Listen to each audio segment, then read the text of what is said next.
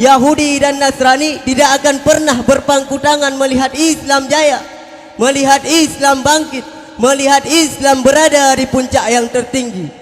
Assalamualaikum warahmatullahi wabarakatuh. Waalaikumsalam warahmatullahi wabarakatuh. Alhamdulillah, alhamdulillahilladzi arsala rasulahu bil huda wa dinil haqqi liyadhhirahu wa ala dini kulli walau karihal musyrikun. Ashhadu an la ilaha illallah wahdahu la syarikalah wa ashhadu anna Muhammadan abduhu wa rasulah. Allahumma salli wa sallim ala sayyidina Muhammad wa ala alihi wa ashabihi wa man tabi'ahum bi ihsani ila yaumiddin. Qala Allahu ta'ala fil Qur'anil Karim, a'udzu billahi minasy syaithanir rajim. Bismillahirrahmanirrahim. Walan tarda ankal yahudu walan nasara hatta tattabi'a millatahum. Shadaqallahul azim. Di awal langkah yang pertama, marilah kita memuja dan memuji kehadirat Sang Ilahi Rabbi, Allah yang Maha Ghafur, yang nikmatnya tak pernah terukur, supaya kita bahagia di alam dunia sampai ke alam kubur.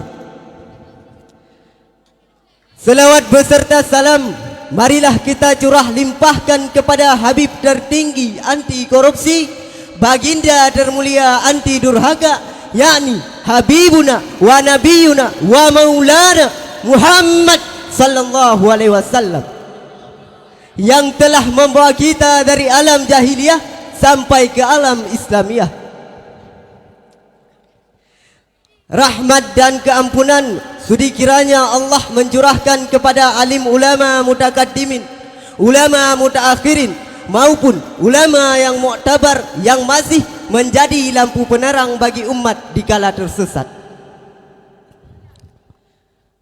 Takzim wal ikraman terutama sekali kepada Al-Mukarram Al-Fadhil Syekh Masyayikhinal Kiram Abia selaku pimpinan Ma'had Rauhul Muti Al-Aziziyah, juga kepada segenap keluarga besar beliau.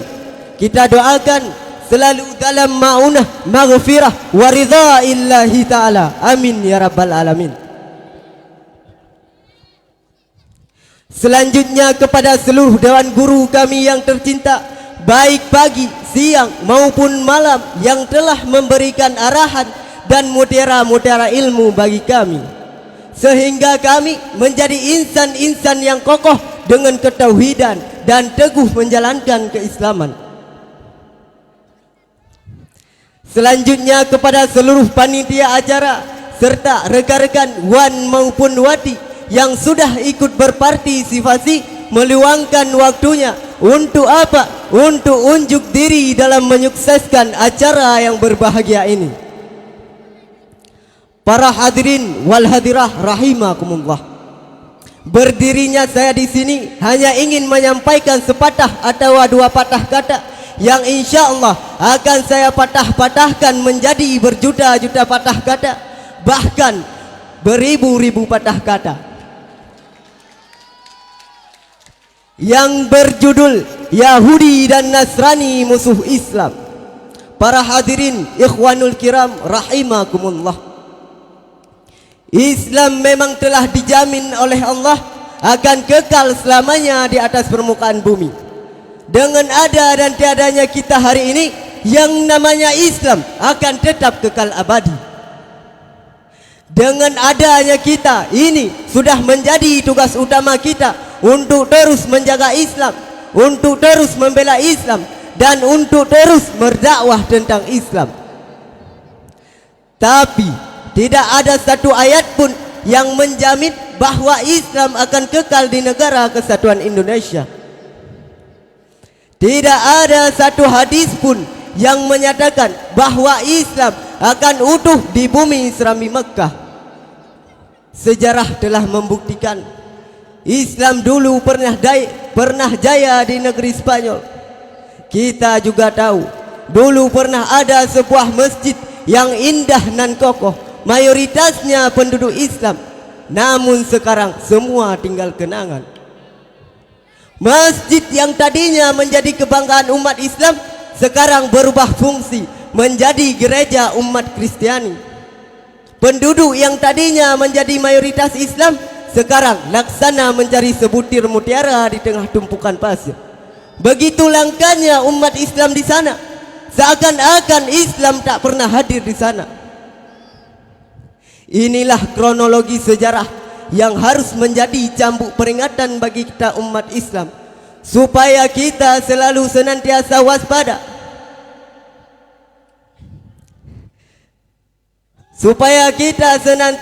waspada, bahwa Yahudi dan Nasrani tidak pernah luput dari incaran-incaran musuh-musuhnya. Yahudi dan Nasrani tidak akan pernah rida. Yahudi dan Nasrani tidak akan pernah berpangku tangan melihat Islam jaya, melihat Islam bangkit, melihat Islam berada di puncak yang tertinggi. Allah Subhanahu wa taala berfirman dalam Al-Qur'an, surah Al-Baqarah ayat 120, Bismillahirrahmanirrahim. Walan tarda ankal yahudu walan nasara hatta tattabi'a millatahum. Sadaqallahul azim. Tidak akan pernah senang hati Yahudi dan Nasrani sebelum kamu mengikuti mereka. Para hadirin ikhwanul kiram rahimakumullah, hari ini dapat kita buktikan bahwa Yahudi dan Nasrani betul-betul musuh Islam. Dapat kita lihat dari lahirnya pondok pesantren yang dinamakan Al-Zaitun. Ustadz Abdul Somad yang merupakan guru kita bersama, beliau menyatakan bahwa ajaran yang diajarkan di pondok pesantren Al-Zaitun merupakan ajaran-ajaran orang Yahudi. Salah satu ajaran yang diajarkan di pondok pesantren Al-Zaitun, bisa-bisanya seorang pemimpin pondok pesantren di dalam masjid mengajarkan kepada santri-santrinya lagu yang diistilahkan untuk mengucapkan salam, yang berbunyi, Afenu salam alaihim, Afenu salam alaihim, alaihim, alaihim, alaihim. Itu salam Yahudi bodoh. Itu orang mesti ditangkap karena merupakan antek-antek Yahudi. Para hadirin rahimakumullah, inilah satu pengumuman Sang Pencipta Allah Subhanahu wa taala bahwa Yahudi dan Nasrani betul-betul musuh Islam. Apapun usaha dan gaya yang mereka pergunakan, intinya untuk menghancurkan kita umat Islam, baik secara terang-terangan ataupun bukan. Seperti yang sedang dirasakan oleh saudara-saudara kita di Palestina. Mereka dibantai, mereka diusir dari tanah mereka sendiri. Kurang berhasil dengan kekerasan. Irama dan lagu pun mereka dendangkan. Lihat saja saudara-saudara kita pasca musibah tsunami di Nanggro Aceh Darussalam. Ribuan tentara Yahudi berlabuh di bumi serambi Mekah. Jutaan dolar pun dihamburkan sebagai dalih kemanusiaan untuk membantu rakyat Aceh. Senyum pun mereka umbarkan. Untuk apa? Untuk membalut luka umat Islam. Seakan-akan mereka datang dengan penuh keikhlasan. Seakan-akan mereka lebih berarti dari bangsa sendiri. Mereka pun disanjung, dipuji, seakan-akan mereka adalah saudara kita yang sejati. Bangsa sendiri pun mulai dicerca, dihujat, ulama pun terfitnah, bahkan dibenci. Perjuangan para ulama untuk membimbing umat ke jalan yang suci seakan-akan tak pernah ada. Bertahun-tahun ulama mendidik anak-anak mereka, membekali mereka dengan ilmu agama tanpa mengharap imbalan apapun, tapi malah nada sumbang yang mereka dapatkan. Orang-orang Yahudi dan Nasrani lebih berarti di mata mereka. Begitu rendah sudah iman kita umat Islam. Kita telah mencampakkan mutiara dan permata yang berharga. Kita telah mengambil dan memuja najis yang hina. Ulama kita cerca, Yahudi kita puja. Cuma karena dolar kita menjadi gelap mata. Hingga tanpa kita sadari, keimanan telah kita nodai. Akidah kita sedang berada di tepi jurang kekufuran. Para hadirin, ikhwanul kiram, rahimakumullah. Inilah kondisi yang pernah digambarkan oleh Rasulullah sallallahu alaihi wasallam dalam hadis di mana beliau bersabda, apabila umatku telah membanggakan dirham dan dinar, maka hancurlah kehebatan Islam.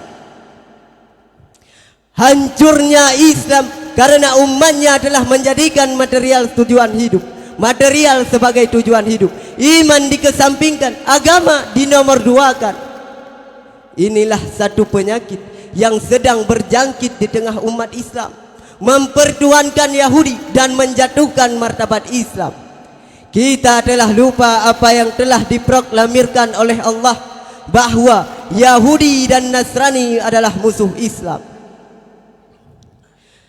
Meskipun mereka datang dengan senyum, tapi yakinlah mereka akan membuat kita menangis. Sekarang mereka menyeka darah di tubuh umat Islam, tapi sadarilah mereka sedang mencari kesempatan untuk membuat luka yang dalam. Mereka manis bertutur karena ingin menghancur.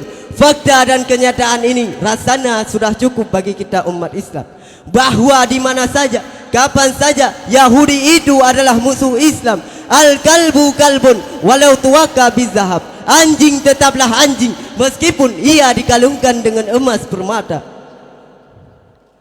Kesimpulan yang dapat diambil dari pembicaraan singkat saya ada beberapa poin, yaitu Islam adalah agama yang diterima di sisi Allah. Ma'asyaral muslimin rahimakumullah. Agama Islam adalah agama yang dibawa oleh Rasulullah sallallahu alaihi wasallam. Dengan agama inilah Allah menutup agama-agama sebelumnya. Dengan agama Islam ini pula Allah menyempurnakan nikmat-nikmat atas mereka. Dengan agama Islam inilah Allah meridai sebagai agama yang harus mereka peluk. Oleh sebab itu, tidak ada suatu agama pun yang diterima selain Islam. Inna dina indallahil Islam. Hanya saja agama yang diterima oleh Allah hanyalah Islam. Yang kedua, Yahudi dan Nasrani tidak akan pernah ridha terhadap Islam sebelum agama Islam mengikuti mereka. Yang ketiga, hancurnya Islam karena umatnya telah menjadikan material sebagai tujuan hidup.